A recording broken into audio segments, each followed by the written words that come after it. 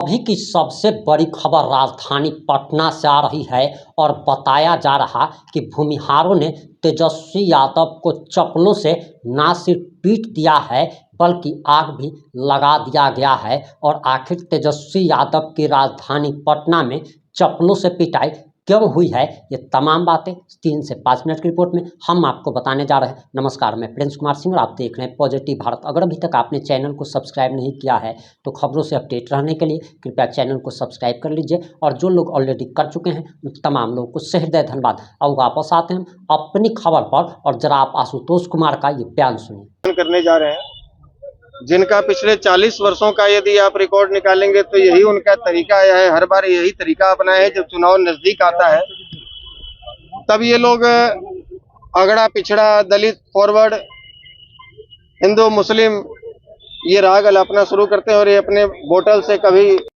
100 में 90 शोषित है, 90 भाग हमारा है, तो कभी भूरा बाल साफ करो, तो कभी ब्रह्मेश्वर मुखिया मुर्दाबाद जैसे जिन निकालते हैं। तो वैसे लोग जो जिनको 15 वर्ष तक बिहार का कमान सौंपा बिहार के लोगों ने, लेकिन हम उनसे पूछना चाहते हैं कि बिहार को आपने क्या दिया 15 वर्षों में। और ये सवाल मेरी बिहार की जनता से भी है कि आपको 15 वर्षों में क्या मिला लालू जी के और राबड़ी जी के शासनकाल में। नक्सलवाद, नरसंहार, बेरोजगारों की फैक्ट्री बिहार, और कभी जो बुद्ध, महावीर और गुरु गोविंद सिंह की धरती कही जाने वाली बिहार, जो लोग बड़े गर्व से कहते थे कि हमारे बिहार में वो नालंदा विश्वविद्यालय है जहां चीन के शोधार्थी को भी अपने यहाँ 10 वर्ष तक पढ़ाई करनी पड़ती थी, तब जाकर नालंदा विश्वविद्यालय में एडमिशन मिलता था।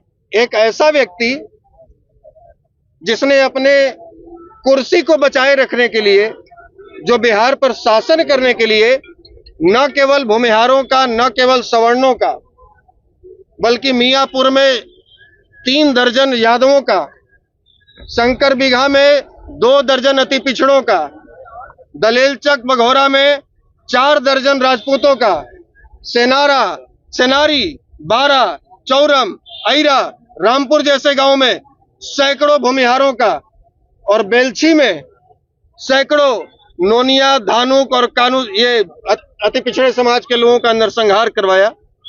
इनके लोग ये कहते हैं कि हम बाबा साहब भीमराव अंबेडकर को मानने वाले लोग हैं। ये अच्छी बात है।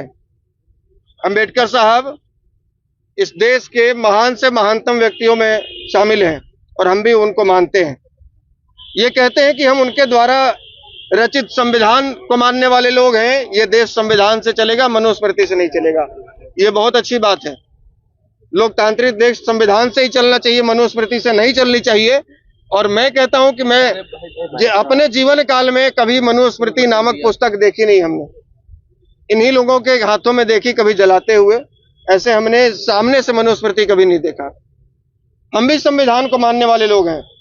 लेकिन जो कहते हैं कि हम बाबा साहब का सम्मान करते हैं, तो क्या ये बाबा साहब का अपमान नहीं है कि उन्हीं बाबा साहब के द्वारा लिखे गए संविधान ने जिस व्यक्ति को बाइज्जत बरी किया और सारे दोषों से दोषमुक्त करार किया, उस व्यक्ति को खुलेआम इनकी पार्टी के लोग हत्यारा और मुर्दाबाद कहते हैं।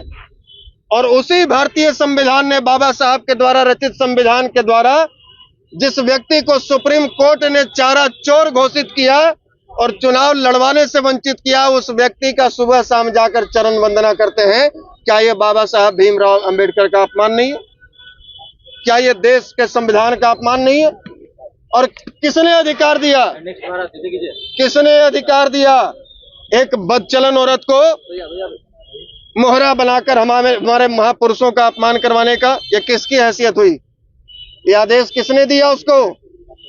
लालू यादव ने दिया, तेजस्वी यादव ने दिया, राबड़ी देवी ने दिया, या मीसा भारती और रोहिणी आचार्य ने दिया? यदि औकात है तो तेजस्वी यादव, लालू यादव, राबड़ी यादव, मीसा भारती, ब्रह्मेश्वर मुखिया मुर्दाबाद कह के दिखाएं। यदि औकात है तो कह के दिखाएं। एक विक्षिप्त महिला को आगे करके पीछे से बैटिंग कर रहे हैं। ये पूरा बिहार जानता है कि जिस जाल को बुन रहे थे तेजस्वी यादव और उनकी टीम के लोग घर में बैठ के, वो उसी जाल में फंस गए और अब बैकफुट पर आए हैं।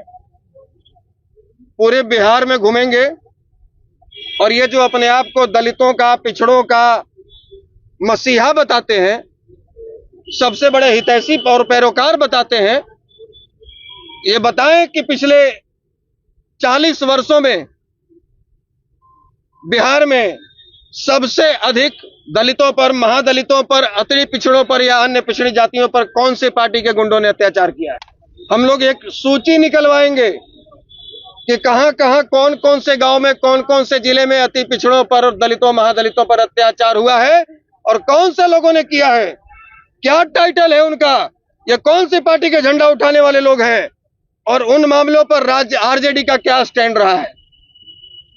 4 दिन पहले किसी पासवान समाज के गांव में जाकर आरजेडी के गुंडे जबरदस्ती अपनी जाति का गाना बजवा रहे थे और कह रहे थे कि तुम्हारी बहन बेटियां हमारे साथ नाचेंगी। कौन सा बिल में घुस गई थी ये चूहिया उस समय? इसका आवाज क्यों नहीं निकला? जो अपने आप को दलित हितैषी कहते हैं, क्योंकि इनकी पार्टी के गुंडे ऐसा कर रहे थे। ये दोहरा चरित्र अब चलने वाला नहीं है। पूरे बिहार के अति पिछड़े, दलित, महादलित लोगों के बीच में जाएंगे और इनकी असलियत से पूरे बिहार की जनता को वाकिफ करवाएंगे। अब आशुतोष कुमार का केवल एक ही मिशन है, यदि औकात है तो तेजस्वी यादव, लालू यादव, राबड़ी यादव, मीसा भारती, भुवनेश्वर मुखिया मुर्दाबाद कह के दिखाएं। एक बदचलन औरत को मोहरा बनाकर हमारे महापुरुषों का अपमान करवाने का ये किसकी हैसियत हुई? अगड़ा, पिछड़ा, दलित, फॉरवर्ड, कुर्सी को बचाए रखने के लिए, जो बिहार पर शासन करने के लिए न केवल भूमिहारों का, न केवल सवर्णों का, बल्कि मियापुर में 3 दर्जन यादवों का, शंकर बिगहा में 2 दर्जन अति पिछड़ों का, दलेलचक बघौरा में 4 दर्जन राजपूतों का। ये अपने जीवन काल में कभी मनुस्मृति नामक पुस्तक देखी नहीं हमने, इन्हीं लोगों के हाथों में देखी, कभी जलाते हुए। और उसी भारतीय संविधान ने, बाबा साहब के द्वारा रचित संविधान के द्वारा, जिस व्यक्ति को सुप्रीम कोर्ट ने चारा चोर घोषित किया, और उसी भारतीय संविधान ने, बाबा साहब के द्वारा रचित संविधान के द्वारा,